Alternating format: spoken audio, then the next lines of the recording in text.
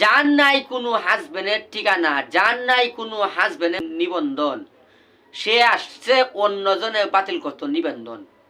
আসসালামু আলাইকুম প্রিয় দেশবাসী, কেমন আছেন আপনারা? অবশ্যই ভালো আছেন।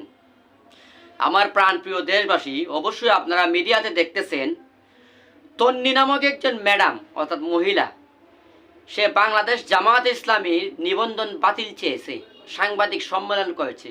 আমি প্রথমে সন্দেহ করতেছি এই মহিলাটা, এই ম্যাডাম দেখেন তো হিন্দু না মুসলমান, এটা আগে আপনারা কেস করেন।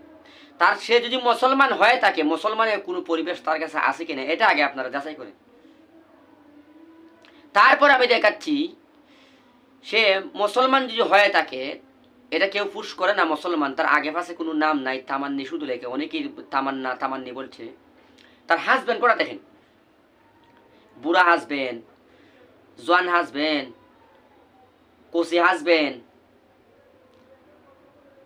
যার নাই কোনো হাজবেন্ডের ঠিকানা, যার নাই কোনো হাজবেন্ডের নবীন নিবন্ধন, সে আসছে অন্যজনে বাতিল করতো নিবন্ধন।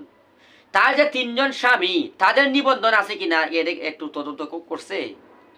হ্যাঁ, বাংলাদেশের যে কোনো একজন আলেম যদি কোনো জায়গায় যায় বলে কাবির নামা আসেনি, এই নি সেই নি, আরে যে নিবন্ধনের কথা বাতিল করতেছে তার যে তিনজন হাজবেন্ড লিয়াডে, তার কোনো নিবন্ধন আসেনি। সে যে অনলাইনে কাপড় বেছে, তার কোনো নিবন্ধন আসেনি। না জানি কত বড় কুলাঙ্গার নারী।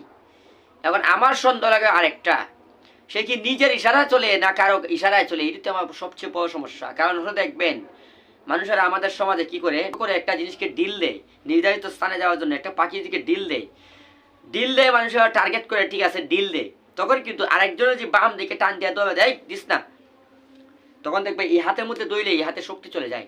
আমি এই হাত দিয়া ডিল দিমু, কিন্তু হাত দিয়া ডিল দিমু ডান হাত, কিন্তু বাম হাতের মধ্যে একজন টান ধরে রাখে, তো দেখবেন ডান হাতে সমতা, ওই সময় ডিল দিলে কিন্তু পাখির উপরে নিয়ে গাছের উপরে পড়ে, মানে যেদিকে দিমু অন্যদিকে চলে যায়। এই জন্য আমার মনে হয় ওই মহিলা বলতেছে অবশ্যই সে হলো ডান হাত, বাম হাত দিয়ে কেউ ইশারা করতেছে আমরা আসি। আমার মনে হয় এরকমই বিষয়টা হব। কারণ হলো প্রকাশ্য বলতে পারে না, অন্য কি দিয়ে বলায়, এরকম লোক কিন্তু বাংলাদেশে খুব বেশি। সুতরাং আমি বলতে চাই, যারা এরকম সাহস করেছো প্রকাশ্যে বলো তোমাদের কতটুকু শক্তি আছে, আর বাংলাদেশ জামাত ইসলামের কতটুকু শক্তি আছে, অবশ্যই অচিরেই আপনারা বুঝেছেন এবং বুঝবেন।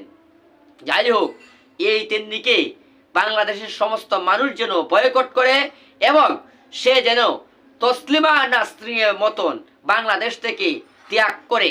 আমি আমাদের বাংলাদেশের নতুন প্রধানমন্ত্রীকে বলবো, যে নারীরা বাংলাদেশের মধ্যে বিভ্রান্তি ছড়ায়, বাংলাদেশে সুখের সমাজের মধ্যে দুঃখ ফিট করে সুন্দর মতে আমাদের সুশীল সমাজ দেশ নিয়ে চলার একটা উদ্যোগ নিয়েছিল, সেই মহিলা দেশের মধ্যে একটি বিশৃঙ্খল ঘটাইছে।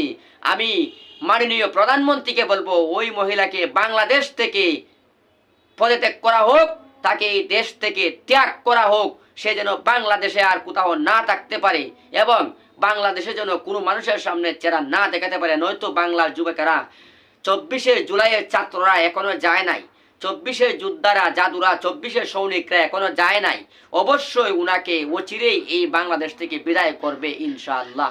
যাই হোক, আবারও আমি তার প্রতি নিন্দা জানিয়ে সবাই ভালো থাকুন, সুস্থ থাকুন। আসসালামু আলাইকুম রহমতুল্লাহ বারাকাতুহু।